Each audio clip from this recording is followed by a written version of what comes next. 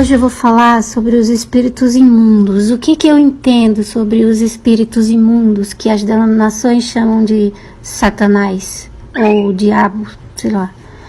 Bem, se nós compararmos Apocalipse capítulo 3, versículo 1 com Isaías 11, do 1 ao 2, entenderemos que espíritos, nesse contexto, não são seres celestiais ou demoníacos, mas são adjetivos do caráter de alguém. Os 7 espíritos que repousam sobre o Messias têm a ver com o caráter do Pai nele. Veja lá em Isaías 11 que você vai entender. É o Espírito do Eterno, ou seja, a verdade do Pai habitando nele, sabedoria, entendimento, conselho, fortaleza, conhecimento, temor do Eterno. O que isso significa? Significa que da mesma maneira que os 7 espíritos que habitavam no Messias diziam respeito ao caráter do Eterno, dentro dele, da mesma maneira, os espíritos malignos são manifestações do caráter humano.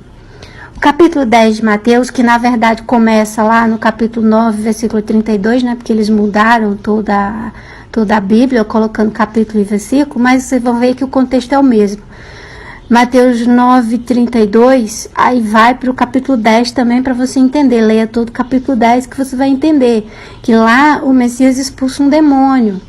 E quando ele expulsa o demônio daquele homem, ele dá poder para os discípulos sobre os espíritos imundos, né? Para que eles também consigam expulsar esses espíritos e também curar as enfermidades e todo o mal. Só que aí no versículo 7 do capítulo 10, eu acho. Acho que é do capítulo 10. Vocês vê lá, do 9:32 até o 10, que vocês vão encontrar isso que eu estou dizendo. O Messias vai lá e ele mostra que é a pregação do evangelho que cura essas pessoas. Não é a frase mágica que as denominações usam para expulsar os demônios. Ah, sai em nome de Jesus. Não é isso.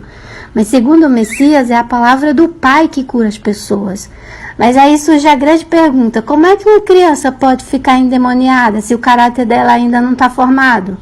Tá bom, a resposta está na própria pergunta. O caráter de uma criança não está formado, então ela vai construindo o seu caráter de acordo com a maneira que ela enxerga o mundo. Ela pode imitar pessoas, programas de televisão, histórias, etc, sei lá.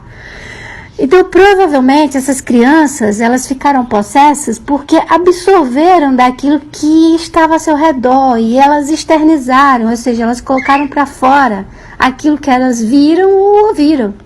Mas os espíritos de adivinhação, como é que eu vou explicar isso? Bom, em Atos 16, nós encontramos Paulo expulsando um espírito de adivinhação de uma moça.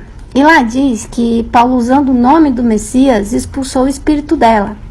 Ok, para aqueles que estão dentro do sistema, eles logo vão pensar que algo superior se apoderou dessa moça e ela ficou endemoniada. E Paulo, usando o nome de Jesus, entre aspas, né, foi lá, expulsou o demônio. Mas, vamos combinar, para aqueles que já nasceram do Espírito, essa passagem ela vai nos remeter a algo espiritual e não a algo físico.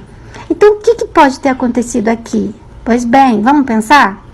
Qual é o significado do nome do Messias? Não é o Eterno em nós, não é isso? Sendo assim, como foi que Paulo expulsou esse espírito dessa moça? Evidentemente, foi abrindo sua mente para que o Espírito do Eterno viesse morar nela. Afinal de contas, não é esse o único meio do ser humano ser liberto? Não é a verdade do Pai que liberta o homem? Então, somente a verdade do Pai poderia libertar essa moça. Então, em meu entendimento, não existe um ser maior do que nós, que nos tenta a todo instante e pode nos conduzir por caminhos errados. No meu entendimento, o que existe é a verdade do Eterno.